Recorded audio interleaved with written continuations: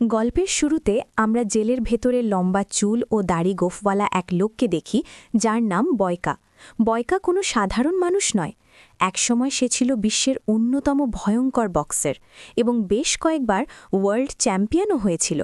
সে এতটাই শক্তিশালী ছিল যে কোনো ফাইটার তার সামনে টিকতে পারত না। কিন্তু এই মুহূর্তে সে জেলে মেঝে মোছা ও পরিষ্কার পরিচ্ছন্নতার কাজ করে, কারণ গতবার জেলের আন্ডারগ্রাউন্ড ফাইটে এক বক্সার বয়কার পা ভেঙে দিয়েছিল, যার কারণে সে ম্যাচ হেরে যায় এবং জেলে তার যে মান সম্মান ছিল তা ধুলোয় মিশে যায়। এরপর থেকে কেউ বয়কাকে আর সম্মান করে না।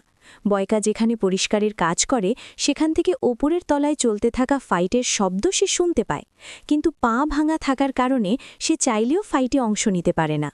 একসময় বয়কা এই জেলের মুকুটহীন সম্রাট ছিল, কিন্তু এখন কেউ তাকে পাত্তাও দেয় না।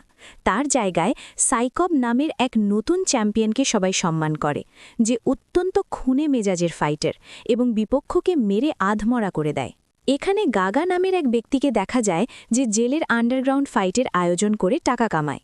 একসময় বয়কা এই গাগার জন্যই লড়ত, কিন্তু এখন সাইকব তার প্রিয় ফাইটার। একদিন গাগা বয়কার করুণ অবস্থা দেখে দয়াপরবশ হয়ে তাকে কিছু টাকা দিতে চায়, কিন্তু বয়কা সেই টাকা নিতে অস্বীকার করে। গাগা বুঝতে পারে বয়কা তার এই জীবন নিয়ে খুশি নয়। গাগা নিজে এসে বয়কাকে বোঝানোর চেষ্টা করে, কিন্তু বয়কা তাকে বলে, যদি তুমি সত্যিই সাহায্য করতে চাও তবে তোমার সেরা ফাইটার সাইকবের সাথে আমার ফাইটের ব্যবস্থা করো। গাগা হেসে বলে যে ভাঙা পা নিয়ে সে লড়াইয়ের উপযুক্ত নয় এবং তাকে সে মরতে দিতে পারবে না। এই কথায় বয়কা খুব কষ্ট পায়। সে তার ভাঙা পা নিয়েই গোপনে কঠোর অনুশীলন শুরু করে। অনেক দিন পরিশ্রমের পর তার হাঁটু কিছুটা ঠিক হয়। সে চুলদাড়ি কেটে আবার তার পুরনো ইউকে ফিরে আসে। অন্যদিকে সাইকব একটি ম্যাচ জেতার পর জানতে পারে যে এই ম্যাচের বিজয়ীরা আন্তর্জাতিক টুর্নামেন্টে যাবে, যেখানে জিতলে জেলের সব রেকর্ড মুছে ফেলে তাকে চিরতরে মুক্তি দেওয়া হবে। সাইকব যখন আনন্দে মেতে আছে তখন বয়কা এসে তাকে চ্যালেঞ্জ করে। জেলের ওয়ার্ডেন এই ফাইটের পক্ষে না থাকলেও গাগার কথায় সম্মতি দেয়। লড়াই শুরু হলে বয়কা সহজেই সাইকবের সব আক্রমণ প্রতিহত করে এবং ম্যাচ জিতে নেয়। সবাই বয়কার ফেরা দেখে অবাক হয়ে যায়।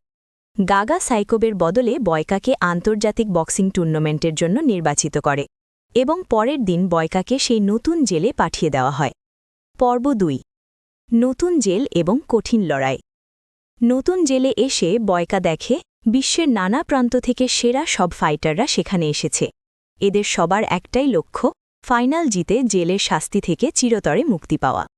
এদের মধ্যে টার্বো নামের এক ফাইটার ওয়ার্ডেনের সাথে খারাপ ব্যবহার করলে ওয়ার্ডেন তাকে চরম শাস্তি দেয়।